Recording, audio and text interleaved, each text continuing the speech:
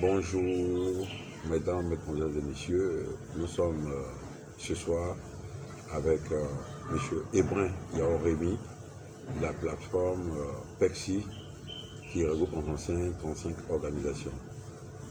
Alors, Abidjan News, dans ces rencontres, comme à l'accoutumée, aujourd'hui on rencontre M. Ebrin Yaoremi, ici présent, et nous allons faire un entretien avec lui.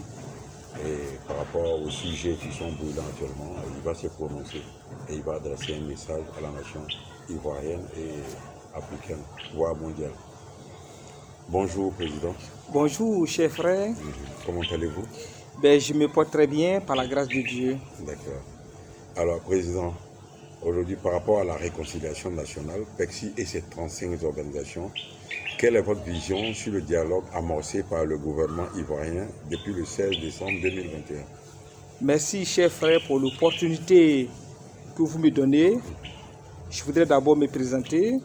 Je suis Ebrin Yaoremi, le président de la plus grande plateforme de la société civile ivoirienne qui regroupe 35 associations, ONG et mouvements de la société civile ivoirienne.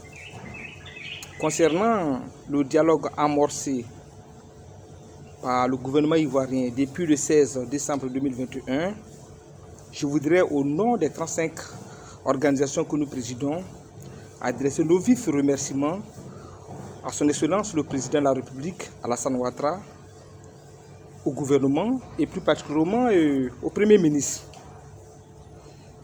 Il est important de le signifier parce que aujourd'hui, les Ivoiriens ont soif de la réconciliation nationale. Depuis plus de 2 ans, nous attendons à ce que cette réconciliation soit une réalité. Je voudrais donc profiter de l'opportunité que vous m'offrez afin de demander au gouvernement d'aller plus loin.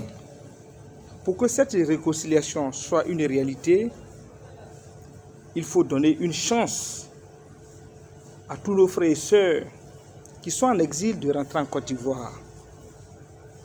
Il faut donner une chance à tous les frères et sœurs qui ont été arrêtés à cause des différentes crises sociopolitiques qu'a connu notre pays, de retrouver la liberté.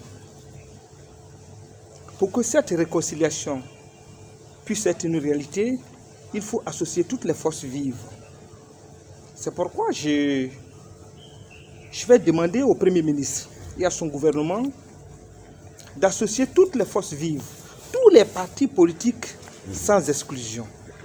Associer tous les acteurs de la société civile ivoirienne significatifs. Ces acteurs qui nuit et jour sont sur le terrain avec nos populations, avec la jeunesse, qui mènent des activités, qui essaient de comprendre les réalités que vivent nos populations. Donc pour nous, cette réconciliation doit être une belle opportunité pour les Ivoiriens de se réconcilier. Président, en 2020, on va dire 2021, il y a eu des élections. En octobre 2020, il y a eu des élections en Côte d'Ivoire. Quelles sont les actions menées par votre plateforme qui regroupe 35 organisations de la société civile de façon à ce qu'on aille à une réconciliation? Qu'est-ce que vous avez mené comme action? Parce qu'avec les élections, il y a eu d'abord la crise préélectorale et après, pendant il y a eu une crise et après il y a eu une crise et aujourd'hui ça continue. La réconciliation n'est pas faite. En tant que tel, le verbe n'est pas désarmé. Qu'est-ce que votre organisation fait pour réconcilier les Ivoiriens? Merci, cher frère. La question que vous posez, elle est très pertinente. En ce sens que aujourd'hui, nos populations souffrent. L'Ivoirien lambda n'arrive même plus à avoir de repas quotidiens. Aujourd'hui, l'école ivoirienne se trouve dans un état comateux. Plus de 60% de la jeunesse se retrouve au chômage. C'est une situation difficile. En 2020, notre organisation a eu à lancer un cri de cœur envers tous les acteurs de la scène politique ivoirienne. L'occasion nous a été donnée de participer à la réunion avec la mission conjointe de l'ONU, Union européenne, CEDEAO, à la résidence permanente de la CEDEAO en Côte d'Ivoire. Nous avons eu à indiquer qu'il était important que les acteurs politiques se retrouvent autour de la même table pour trouver un consensus et de compromis. Malheureusement, nous n'avons pas été écoutés. Ces élections qui sont passées sont déroulées le 31 octobre 2020. Vous convenez avec moi qu'il y a eu beaucoup de morts, beaucoup d'arrestations, tout simplement parce que ces acteurs politiques ont voulu privilégier leurs intérêts. Après ces élections, nous avons jugé utile de mener beaucoup d'actions. Nous avons eu à interpeller le gouvernement à plusieurs reprises. Nous avons eu à rencontrer plusieurs grandes représentations diplomatiques en Côte d'Ivoire. L'occasion nous a été donnée d'échanger avec tous les partis politiques de l'opposition ivoirienne. Nous avons eu des séances de travail, des audiences, afin d'échanger avec ces partis politiques et leur demander de tourner la page noire de notre histoire avec ces élections d'octobre 2020 et de donner une chance à la réconciliation nationale. Parce qu'aujourd'hui, notre pays souffre.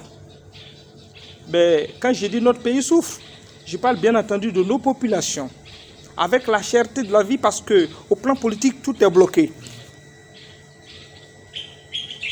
Au cours des différentes rencontres avec ces acteurs politiques,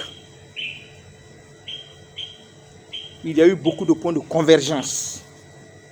Tous les partis politiques de l'opposition ivoirienne nous ont signifié qu'ils sont tous d'accord à aller au dialogue, qu'ils sont tous d'accord à se retrouver autour de la même table avec le gouvernement et principalement avec le chef de l'État, le président Alassane Ouattara, afin de trouver des compromis et un consensus pour sortir notre pays de l'impasse. Et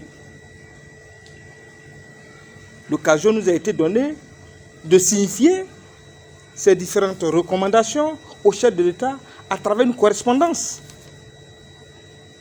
Et nous avons eu aussi à informer les représentations diplomatiques des conclusions des différentes audiences que nous avons eues avec ces partis politiques.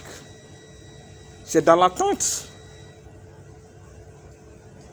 de ce que le chef de l'État allait prendre comme décision suite à nos propositions que le dialogue a été lancé le 31, je crois, le 16 décembre 2021. Mais je tiens à vous préciser que après ces élections d'octobre 2020, dès que nous sommes rentrés dans le mois de janvier 2021, notre organisation, qui est une plateforme, qui est d'ailleurs la plus grande organisation de la société civile ivoirienne, avec ses 35 mouvements, associations, ONG, au niveau de la société civile ivoirienne, nous avons eu à initier un grand projet en faveur de la jeunesse ivoirienne. Ce projet dénommé « J'ai mon permis en poche en cette année 2021 pour un emploi à coup sûr ». Comme vous le constatez, aujourd'hui le diplôme le plus important pour les jeunes afin d'avoir accès à un emploi, le premier diplôme important, c'est le permis de conduire.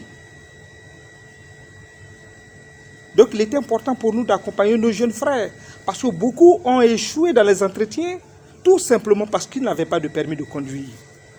Et ce projet nous a permis d'aider plus de 500 personnes. Les images en témoignent. Nous avons fait un rapport et nous continuons encore avec ce projet. Et un deuxième projet a été conçu qui porte sur les ordinateurs. Un élève, un étudiant, un ordinateur. Parce qu'aujourd'hui, ceux qui sont issus, les jeunes qui sont issus de familles modestes et pauvres, comme moi, beaucoup n'arrivent même plus à suivre les cours et les résultats ne sont pas satisfaisants. C'est pourquoi je disais tantôt, notre école se retrouve aujourd'hui dans un état comateux. Les derniers classements au niveau de l'Afrique de l'Ouest, je crois qu'au niveau de la zone ouest africaine, au-delà même, la Côte d'Ivoire est sortie comme, je crois, a été classée comme avant-dernière. Or, vous le savez, comme moi, la Côte d'Ivoire a été toujours la locomotive de l'Afrique de l'Ouest. Nous avons été toujours un bon exemple pour nos frères et sœurs des pays voisins. Donc, en initiant ce projet, un ordinateur, un élève, un étudiant, ça permettra d'aider nos frères et sœurs qui n'ont pas les moyens, qui sont issus de familles modestes, à pouvoir améliorer leurs conditions de travail.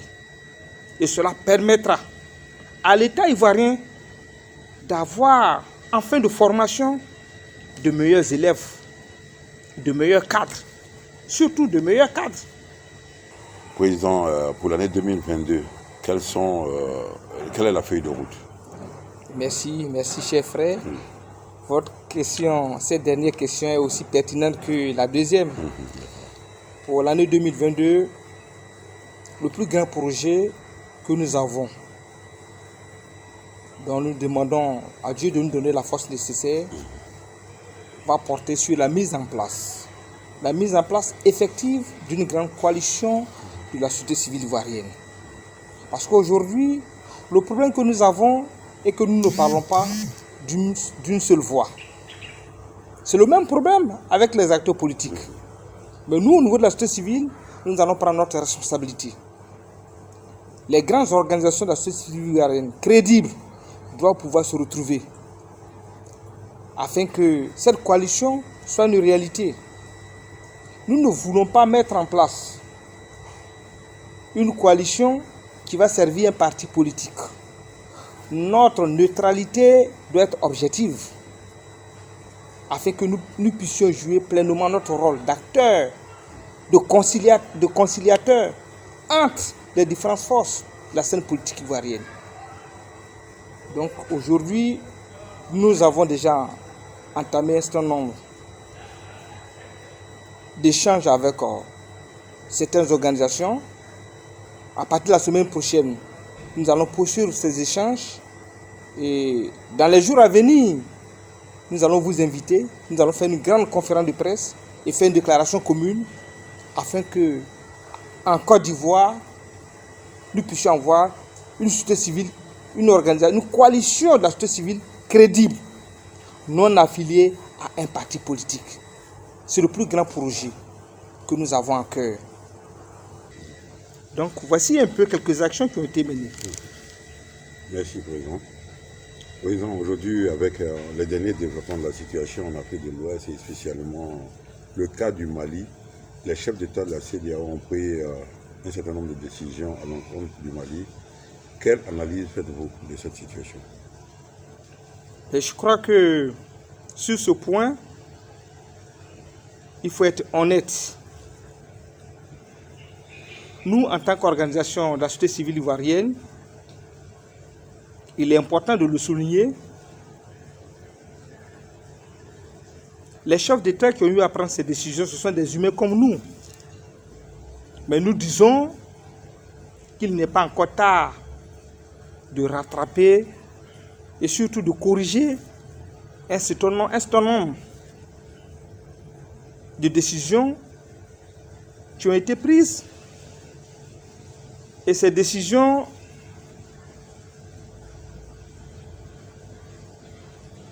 sont des décisions qui vont agir sur le quotidien des populations maliennes. Mais parmi ces populations maliennes, il y a des Ivoiriens, il y a des Burkinabés, il y a des Sénégalais, il y a des Guinéens. Nous, en tant qu'organisation de la société civile ivoirienne, nous demandons aux chefs d'État, aux différents chefs d'État, de revoir leur copie. Parce qu'aujourd'hui, ils ont pris ces décisions. Ils ont demandé à fermer les frontières. Mais ils n'ont pas fait venir leurs concitoyens qui se retrouvent dans ce pays.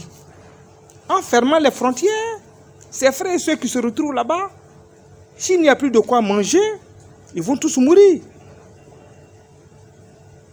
Nous demandons aux différents chefs d'État de se retrouver très rapidement et surtout de donner une chance au dialogue.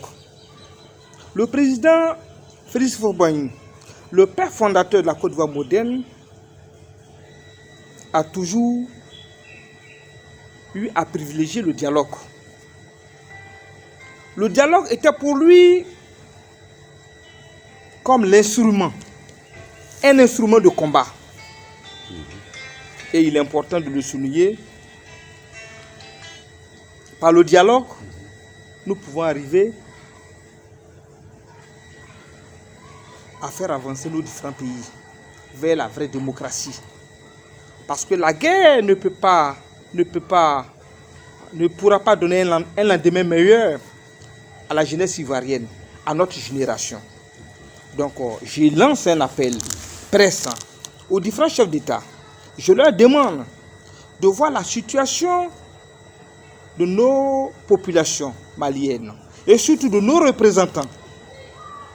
Oui, bien entendu, nous avons des frères et sœurs qui se trouvent dans ce pays. Il faut voir comment est-ce qu'ils vont vivre du jour au lendemain s'il n'y a plus de quoi manger. Donc nous leur demandons de donner une chance au dialogue et surtout de faire confiance à Dieu. Ce que les Maliens traversent, ce n'est pas arrivé à la Côte d'Ivoire, ce n'est pas arrivé aux autres pays. Et je pense que la solidarité devrait primer sur les décisions prises. Parce que nous sommes en Afrique. Entre nous, Africains, on doit s'entendre.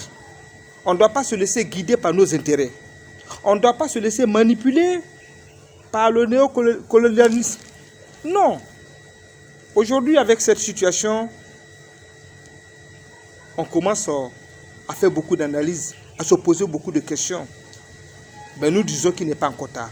C'est ce que je peux dire. Pour conclure, on va vous demander ici, vous en tant que président de la plateforme PEXI et ses 35 organisations, votre plateforme milite en faveur de la jeunesse. Quel est votre message d'espoir à cette jeunesse ivoirienne? Merci chef Koulibaly. En ce début d'année 2022, je voudrais, au nom de tous les frères et sœurs qui nous ont fait confiance en nous confiant la lourde responsabilité d'être le premier responsable de ces 35 organisations que nous présidons, demander à la jeunesse ivoirienne de garder espoir. Les difficultés, oui,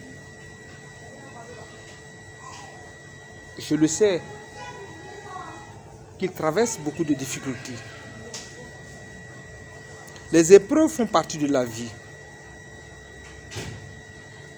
Mais de mon point de vue, je pense que rien n'est impossible à Dieu. Je demande à Dieu Tout-Puissant d'accorder la santé nécessaire à la jeunesse ivoirienne, à nos frères et sœurs jeunes. Et surtout, je demande à Dieu de fortifier les cœurs blessés. Tous ces frères et sœurs qui ont des blessures profondes, je demande à Dieu de leur donner la force nécessaire de se surpasser. Il est important que chacun de nous le sache. La Côte d'Ivoire, l'avenir de la Côte d'Ivoire repose sur sa jeunesse. Et cette jeunesse responsable, consciente et citoyenne que nous représentons a décidé de prendre son destin en main. Je demande donc à la jeunesse de se mobiliser et surtout de donner une chance à la réconciliation nationale et au dialogue. Je demande à tous les frères et sœurs, à quelque niveau que ce soit, de ne pas se donner à la vengeance. Car ces différentes crises que nous avions eu à traverser, ces crises font partie de la page noire de l'histoire de notre pays. Nous devons pouvoir nous pardonner réciproquement. C'est pourquoi, avant de clore mon propos, je vais lancer un appel au chef de l'État, son excellence Alassane Ouattara, et plus particulièrement au doyen de la politique ivoirienne, le président Rikona Bédié, et à son jeune frère, le président Laurent Gbagbo. Il faut qu'ils arrivent à se pardonner réciproquement. Il faut qu'ils arrivent à tourner cette page noire de l'histoire, les malentendus, afin qu'ils arrivent à s'asseoir autour de la même table. Parce qu'aujourd'hui, tous les regards sont tournés vers ces trois grands acteurs de la scène politique ivoirienne. Mais plus particulièrement vers le chef de l'État, Alassane Ouattara, parce qu'aujourd'hui, c'est lui qui est à la tête de la Côte d'Ivoire. C'est lui qui doit faire le sacrifice suprême. Nous avons tous le regard tourné vers lui. Il faut qu'il donne une chance au dialogue et à la paix. C'est denrée rare que nous recherchons de tous nos voeux, que nos populations recherchent. Je souhaite bonne et heureuse année à toute la jeunesse ivoirienne. Je vous remercie.